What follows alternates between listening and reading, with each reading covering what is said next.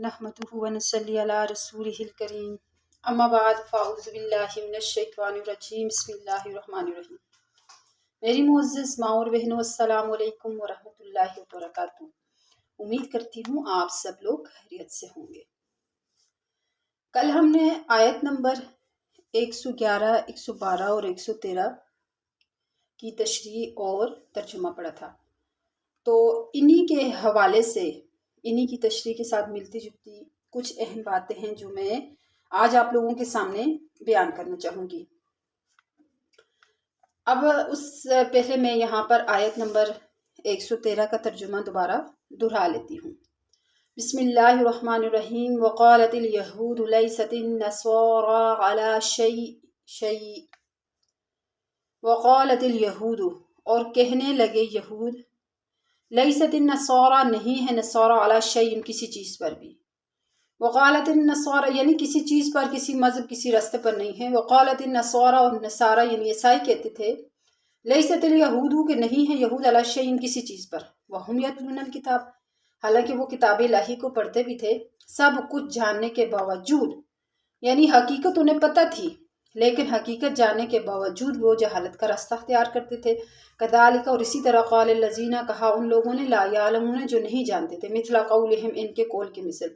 फ़ल्लाहु यहकुमु, तो अल्लाह ताला फैसला फरमाएगा, बैनहुम, उनके दरमियान, यौमल क़ियामत, क़यामत वाले दिन, फ़ीमा, उसमें, कानून थे, फ़ीही, जिसमें, यख्तलिफ़ून, इख्तिलाफ़ कर, यानी इनकी इन बातों में जो ये दुनिया में इख्तिलाफ़ करें, एक अपने आप को अच्छा है दूसरे को बुरा कहते हैं, तो इन सब बातों में जो अल्लाह ताला हैं वो हाकिम हैं, क़यामत वाले दिन फैसला करने वाले हैं।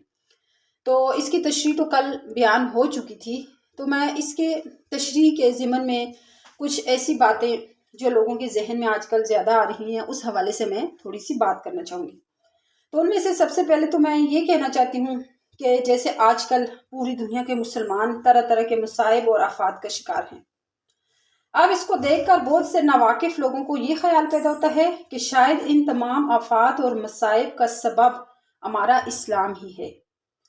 यानी वो ये कहते हैं कि हमें ये जो तकलीफ़ें पहुंच रही हैं, इसका सबब हमारा इस्लाम है। लेकिन मज़कूरा तहरीर से वाज़े हो गया कि इसका असली सबब हमारा इस्लाम नहीं, बल्कि तर्क इस्लाम है। जब हमने इस्लाम को छोड़ दिया तो हम ज़लील व ख्वार हुए, कि हमने इस्लाम का सिर्फ नाम बाकी रखा, ना इसके अकायद हमारे अंदर हैं, ना अखलाक मौजूद है, ना अमाल मौजूद हैं। गोया फिर हमें क्या हक है कि इस्लाम और मुस्लिम के लिए किए हुए वादों और इनामों का इंतज़ार करें।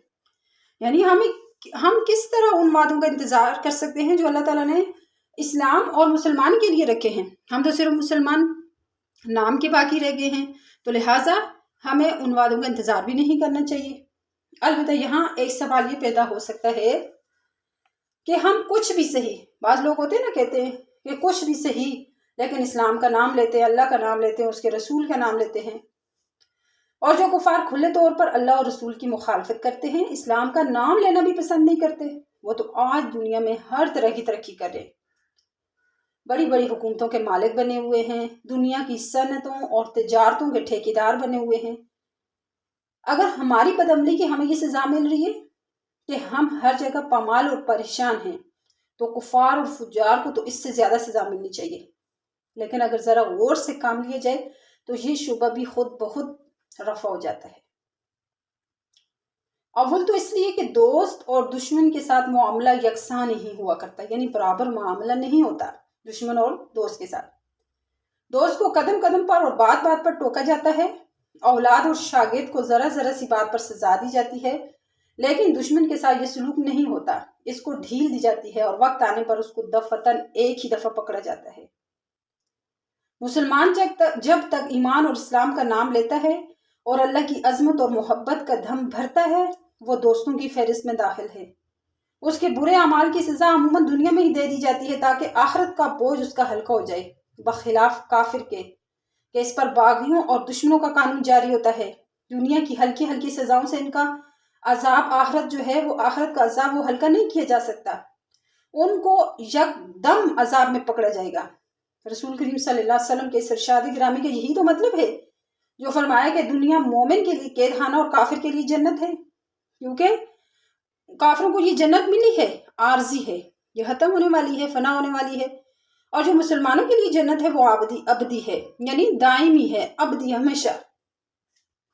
دوسری اہم بات مسلمانوں کے تنزل اور پریشانی اور کفار کی ترقی اور آرام کی یہ ہے کہ اللہ تعالیٰ نے ہر عمل کا جداگانہ خاصہ رکھا ہے۔ ہر عمل کا ایک علیحدہ خاصہ ہوتا ہے بھائی۔ ایک عمل کرنے سے دوسرے عمل کے خواص حاصل نہیں ہو سکتے۔ مثلا تجارت کا خاصہ ہے مال میں زیادتی، دوا کا خاصہ ہے بدن کی صحت۔ اب اگر کوئی شخص تجارت میں تو دن رات لگا رہے، بیماری اور اس کے علاج کی طرف توجہ نہ دے، تو محض تجارت کے سبب سے وہ بیماری سے نجات نہیں پا سکتا۔ اسی طرح دوا دارو کا استعمال کر کے تجارت کا حاصل یعنی مال کی زیادتی حاصل نہیں کر سکتا۔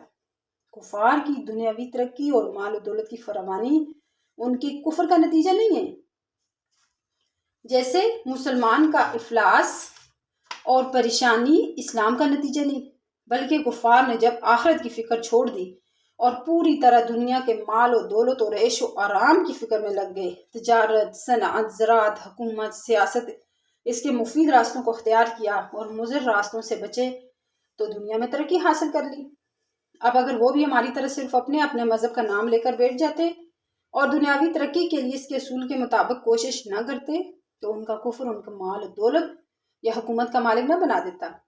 پھر ہم یہ کیسے سمجھ لیں کہ ہمارا اسلام اور وہ بھی صرف نام کا اسلام، وہ ہمارے لیے فتوحات کے دروازے کیسے کھولے گا؟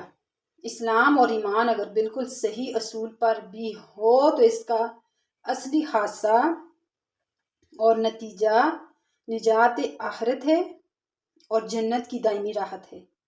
دنیا میں مال و دولت کی فراوانی یا عیش و آرام کی وسعت اس کے نتیجے میں حاصل کرنا ضروری نہیں، جب تک کہ اس کے لیے مناسب کوشش نہ کی جائے۔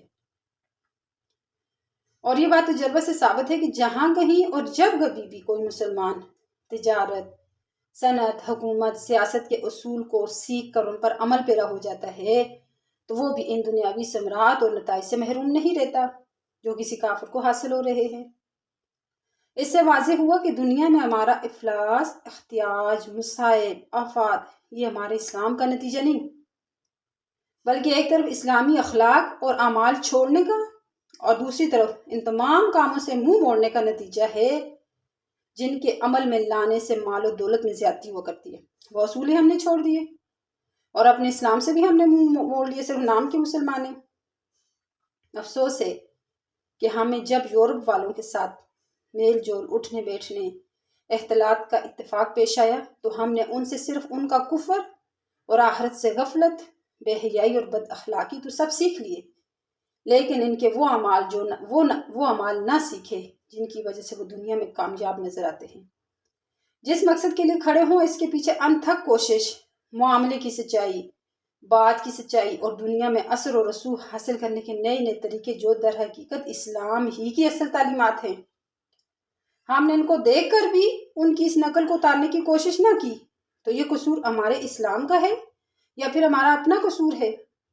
الغرض قرآن کی ان تمام آیات نے واضح کر دیا، محض نسلی طور پر اسلام کا نام رکھ لینا کسی نتیجے پر نہیں پہنچا سکتا جب تک ایمان اور عمل صالح کو مکمل طور پر اختیار نہ کیا جائے۔